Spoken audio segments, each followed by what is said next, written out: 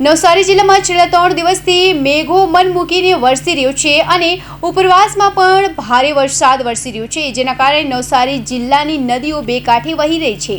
તડકેશ્વર મંદિરમાં કાવેરી નદીના પાણી ભરાય છે, તો નદીમાં નવા નીરની આવક થતાં ખેડૂતોમાં પણ ખુશીનો માહોલ જોવા મળ્યો છે। નવસારી જિલ્લામાં મેઘો મન મૂકીને વરસી રહ્યું છે, ત્યારે નવસારીના મંદિરમાં પાણી ભરાતા શિવાલય જળમગ્ન બન્યું છે અને કાવેરી ખખેરા નદીમાં પાણીની ભારે આવક નોંધાઈ છે, જેના કારણે નદી બે કાંઠે વહી રહી છે।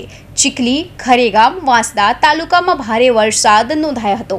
નવસારી જિલ્લામાં ગત મોડી સાંજેથી ભારે વરસાદ વરસવાના કારણે જિલ્લાના ચેકડેમો તેમજ નદીમાં નવા નીરની આવક નોંધાઈ હતી। ભારે વરસાદ અને નદીમાં નીરની આવકના કારણે મંદિર પણ જળમગ્ન બન્યું હતું। કાવેરી અને ખખેરા નદીમાં ઘોડાપૂર સ્થિતિ સર્જાતા જિલ્લાના અનેક વિસ્તારોમાં પાણી ભરાતા હાલાકીનો સામનો કરવાનો વારો આવ્યો છે।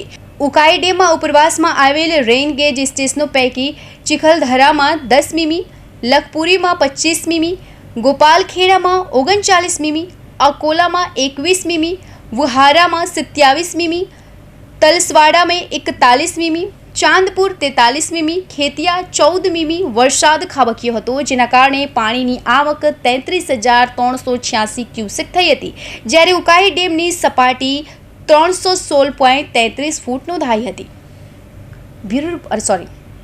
Kaushik Patel report, Hind TV news, Surat.